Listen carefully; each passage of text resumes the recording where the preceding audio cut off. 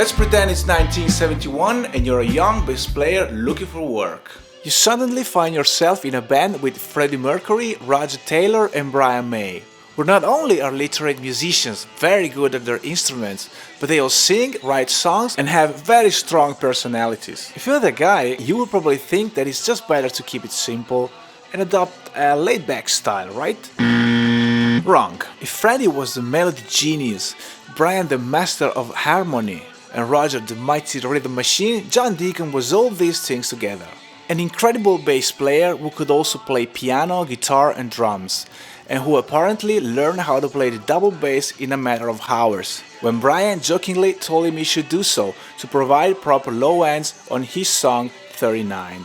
John Deacon is a very skilled musician with a deep understanding of music, who managed to fit a very creative and busy bass playing into an already elaborate songwriting style, giving a unique flavor to the music of Queen, and his composition ability is not easy to understand. But with that being said, we can put together a few simple elements that appear frequently in John's parts and that you can use to upgrade your playing.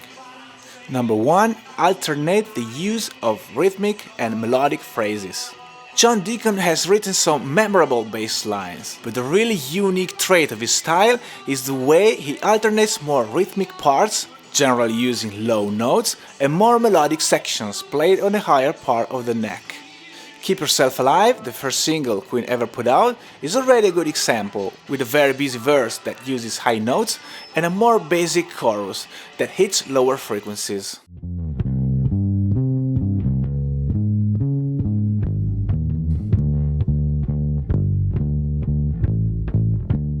Sometimes the changes happen even in the same section of the song, such as in Bicycle Race.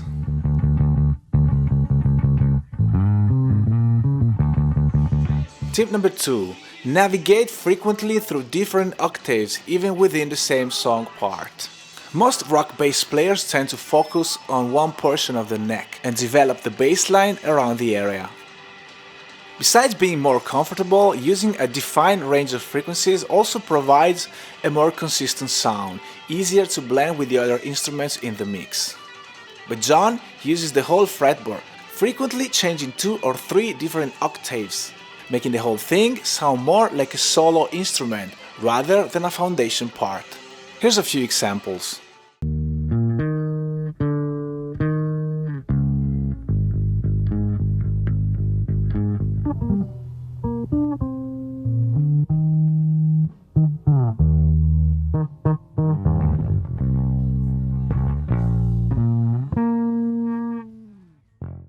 And speaking of octaves, it's also worth pointing out how John made a large use of octave jumps to create simple yet catchy bass lines.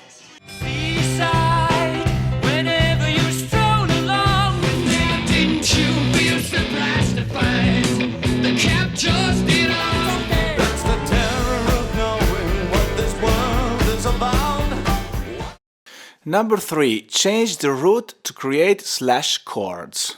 Another element that keeps popping up when analyzing John's playing is the cool way he deals with certain chord sequences.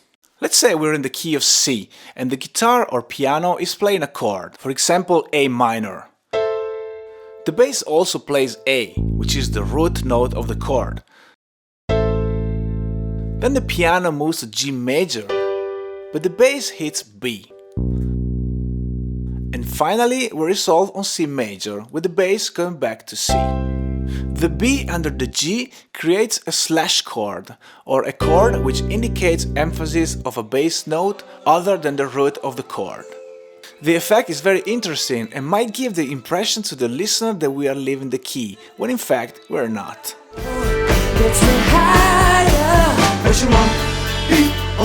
People on streets.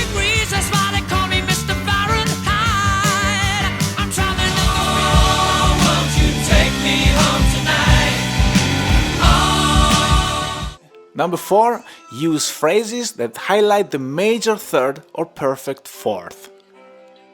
This is a more specific use of the root change we just discussed. John is known for his very quick and melodic licks over piano chords, most of the time highlighting the perfect fourth or the major third. The effect, especially when using the third, is glorious.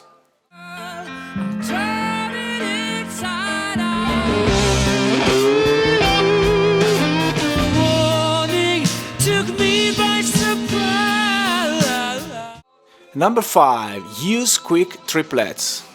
Speaking of licks, another personal favorite of John is the use of fast triplets.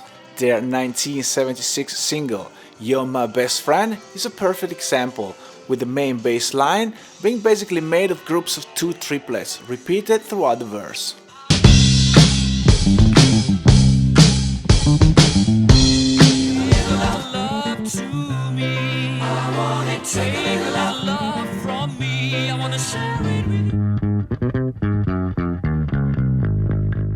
Number 6.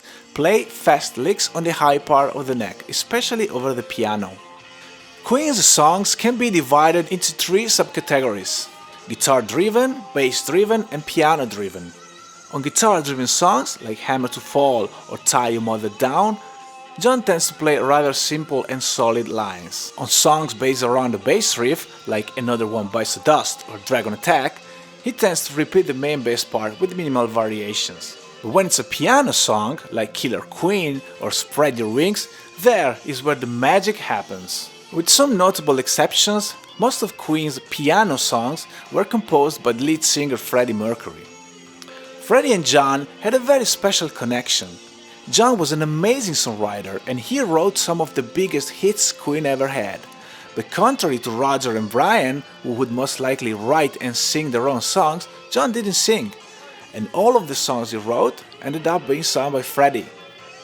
So Freddie gave life to John's songs, and we all know that after Freddie died in 1991, John gave up music. Also, according to the official biographies, Roger, Brian and Freddie had all explosive personalities, and infights between the 3 were common. So I think we can just say it was very easy for Freddie and John to work together, and as a result, the interaction between the piano and the bass is fantastic.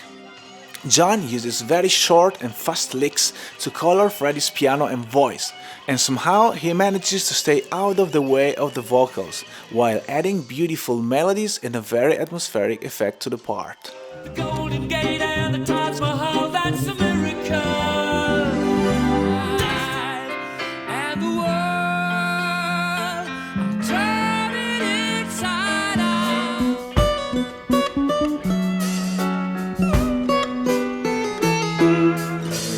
Care and loyalty were nothing but a sham. Abandoned places, I guess we know the score. So keep in mind, this is just an overview to point out some elements that everybody can use to upgrade their playing. All Queen members, especially John, had a deep knowledge and understanding of music. There is a whole Queen universe to explore, and all the bass parts have to be listened within the context of the song to be really understood. Also, Queen have a huge discography and the musical variety in it is incredible, going from rock to pop to funk and soul, so it's practically impossible to cover it all. This video is meant to be just a starting point if you want to learn something about this incredible bass player. So I hope you enjoyed it. Thank you very much for watching, don't forget to subscribe and follow me on Instagram. Show infinity at any time.